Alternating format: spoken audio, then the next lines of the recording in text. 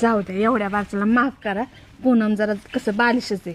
घ्यायचं तुम्ही तरी ऍडजस्ट करून, समजून सांगायचं. असं हिथं येऊन सांगण्यापेक्षा तिथंच घरी सांगितलं असतं तर एवढी वेळ येते का? काय मामी हो का, तुम्ही म्हणताय ते अगदी खरे की तिथंच सांगायला पाहिजे होतं, पण तिथं मी तिला 10 वेळा समजून सांगितलं. बघा आता तुम्हाला मी मेन मुद्दा सांगतोय की तिथं मी तिला 10 वेळा समजून सांगितलं, तर त्या 10 वेळा तिनं फक्त ऐकून कानामागे टाकलं. म्हणून मी काय केलं की म्हणलं ह्या बघा, ह्या आत्ताच्या पोरी काय करतात की सारखं वायच काय झालं की माहेराची धमकी देतात का नाही. मग म्हणलं एकदा आपण हिला माहेरात नेऊन बघू आणि एकदा सासू सासऱ्यापाशी हिला बोलणं खाऊन द्या, म्हणजे कळन तिला बी की बाबा आई बाप किती दिवस जन्माला जातात ती. आता तरी तिला कळलं असेल की बाबा माहेरात येऊन बी आईनं आपल्याला त्याच 4 गोष्टी सांगितल्या, म्हणजे आता तरी पळेल का माहेराला सारखी. पूनम हे बघ, तुझी आई जरी असली ना मी तरी तुला सांगते की आपलं सासर हेच आता माहेर म्हणून समजायचं असतंय. आमचा आदर तर तुला आहेच ग.